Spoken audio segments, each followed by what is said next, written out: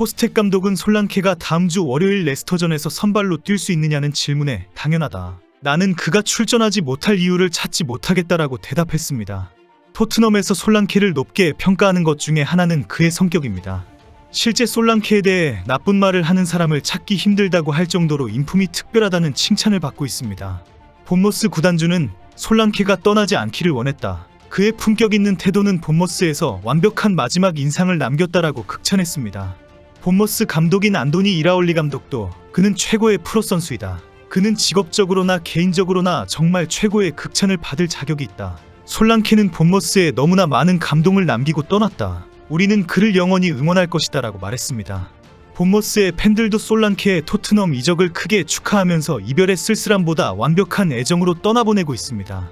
팀 동료들도 솔랑케는 더 높은 레벨에서 뛸 자격이 있고 그는 우리에게 순전히 좋은 것들을 가져다 주었다라고 인정했습니다. 다이어와 케인은 지난 시즌 토트넘 커리어에 대한 청산을 마치고 토요일 토트넘 호스퍼 스타디움으로 돌아왔습니다. 킥오프에 앞서 구단 레전드 레들리 킹이 두 선수에게 기념 선물을 전달했고 두 선수 모두 참석한 토트넘 팬들의 큰 환호를 받았습니다. 더 뜨거운 박수가 쏟아진 시간은 홈팬들에게 정식적으로 이번 시즌 영입 선수를 소개할 때였습니다. 본머스에서 거액의 이적료를 지불하고 새로 영입된 도미닉 솔랑케의 이름이 불렸고 아치그레이와 루카스 베리발도 경기장에서 손을 흔들었습니다. 솔랑케는 킥오프를 앞두고 그라운드에 내려가서 토트넘 팬들에게 소개되었습니다. 당시 솔랑케는 토트넘의 구장에 가득 찬 6만 2천여 명의 팬들을 돌아보면서 와우라고 말하는 모습을 보여주었습니다. 경기장 내 화면에는 토트넘 스타디움을 빙 둘러보는 솔랑케의 모습이 비춰졌습니다. 언론 매체들은 일제히 본머스에서 뛸 때에 느꼈던 소음과는 또 다른 심경으로 경기장에 서 있는 자신에 대해 깊은 감동을 느끼고 있다고 보도했습니다. 매체들은 솔랑케의 등번호에 대한 힌트가 없다. 소개될 때 토트넘 유니폼을 높이 들고 있지 않다라고 강조했습니다. 솔랑케는 토트넘의 공식 인터뷰에서 멋진 클럽이고 저와 같은 야망을 가진 거대한 클럽이기 때문에 모든 선수들을 만나고 시작하게 되어 기쁘다고 인사를 했습니다. 토트넘이 최고의 클럽이기 때문에 동료들과 경쟁하면서 함께 뛰어서 토트넘이 이루고자 하는 위대한 일을 이룰 수 있도록 최선을 다하겠다고 약속했습니다. 솔랑케가 토트넘의 스쿼드에 들어오면서 일단 브레넌 존슨이 벤치에서 출발할 것으로 예상하고 있습니다. 잠시 최전방 스트라이커로 뛰었던 쿨루셉스키가 오른쪽 윙어로 돌아가고 손흥민은 왼쪽 윙어를 전담하게 될 것이라고 합니다. 하지만 일부에서는 메디슨이 계속 부진할 경우에는 메디슨의 역할을 대신할 것이라고 예상하기도 합니다.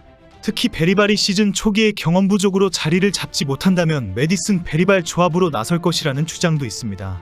특히 어제 미넨과의 경기에서 베리발이 갑자기 쓰러지면서 숨을 쉬기 힘들어하는 모습을 보여주었습니다. 팀 동료들이 의료진들에게 도움을 청하면서 충분한 기침과 수액을 섭취하면서 회복했습니다. 경기 후 포스텍 감독은 베리발이 경기 전에 무엇을 삼켰는지 확인해보려고 한다. 나는 그것이 심각한 것이 아닐 것이라고 생각한다라고 말했습니다. 만약에 베리발이 남은 일주일 동안 완전히 회복하지 못한다면 레스터전에서는 솔랑케가 일단 중원에서 출발할 것으로 예상하고 있습니다. 미넨과의 경기를 마친 후 포스텍 감독은 솔랑케에 대한 기대와 베리발 부상에 대해 길게 설명을 했습니다. 기자가 솔랑케가 이적 예산에서 상당히 큰 금액을 차지했다. 이후에 더 새로운 이적이 있을 수 있는가라는 질문을 했습니다.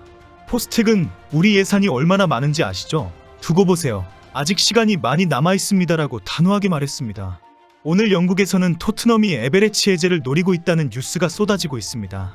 이미 솔랑케 영입에 6,600만 파운드, 약 1,135억 원을 지출했지만 에제를 위해서 토트넘이 다시 6천만 파운드를 지출할 것이라는 전망도 나왔습니다. 여기에 가장 큰 걸림돌이 버티고 있는 히샬리송이라는 주장도 있습니다. 최소 6천만 유로, 약 960억 원 이적료라면 팔겠다고 결정했는데 히샬리송이 버티면서 자금에 심각한 문제가 발생했다는 것입니다. 이런 지적이 나오는 가운데 토트넘이 히샬리송을 압박하고 있다는 정황이 나오고 있습니다. 토트넘 내부 소식통이라고 하면서 히샬리송을 자극하는 기사가 계속 나오고 있기 때문입니다. 영국 언론에서는 연일 토트넘이 히샬리송을 쫓아낼 계획이다. 히샬리송을 내보내고 새로운 공격수를 영입하려고 한다는 뉴스가 계속 보도되고 있습니다. 최근 팀토크는 토트넘은 히샬리송을 추방할 의향이 있다라는 표현까지 사용했습니다. 매체는 토트넘이 도미닉 솔랑케를 영입하는데 필요한 자금을 조달하기 위해 히샬리송을 제거할 의향이 있는 것으로 확인했다고 전했습니다. 추방하다, 내쫓는다거나 노력하고 있다는 표현은 히샬리송에게는 매우 모욕적인 것입니다. 그럼에도 불구하고 매체들은 다음 시즌 토트넘에 히샬리송이 있으면 희망이 없다. 새로워지려면 내보내야 한다. 이미 쫓아내기로 결정났다는 식으로 보도하고 있습니다. 영국 매체 야드바커는 토트넘에서 버틴다고 알려진 히샬리송을 향해 토트넘을 떠나는 것이 행복해지는 길이다라는 충고를 했습니다. 매체는 히샬리송은 지금 토트넘에서 행복해 보이지 않는다. 불행에 빠져있는 선수를 토트넘이 데리고 있는 것은 서로에게 아무 도움이 안 된다. 히샬리송이 다른 곳에서 뛰면 더 행복할 것 같다라고 주장했습니다. 풋볼 런던은 연속된 특집 기사에서 히샬리송은 자신의 이적에 궁금해하는 팬들에게 마지막 메시지를 보냈다라고 보도했습니다. 매체가 전한 짧은 메시지는 히샬리송은 토트넘의 미래를 맡겼다입니다. 히샬리송이 죽이 되든 밥이 되든 때려 죽여도 토트넘을 떠나지 않을 것이라고 전했습니다. 최근 히샬리송은 브라질 ESPN과의 인터뷰에서 절대 토트넘을 떠나지 않을 것이라고 장담했습니다. 히샬리송은 사우디 클럽에 제안이 있었다. 엄청난 금액이었지만 그보다 토트넘에서의 내 꿈이 더 크다라고 말했습니다. 히샬리송이 밝히지는 않았지만 토트넘 구단을 통해 강력한 이적 제안을 한 구단은 알아흘리로 알려졌습니다. 알아흘리는 지난 시즌 생 막시맹을 페네르바체에 내준 후 공격진에서 대체자를 찾기 위해 이적 시장에서 움직이고 있습니다. 이 팀은 아리티아드, 알힐랄, 알나스르와 함께 사우디아라비아 공공투자기금이 인수한 4개 팀 중 하나로 투자펀드가 자본의 75%를 소유한 구단입니다. 히샬리송은 매체와의 인터뷰에서 아주 단호하게 자신의 목표를 밝혔습니다.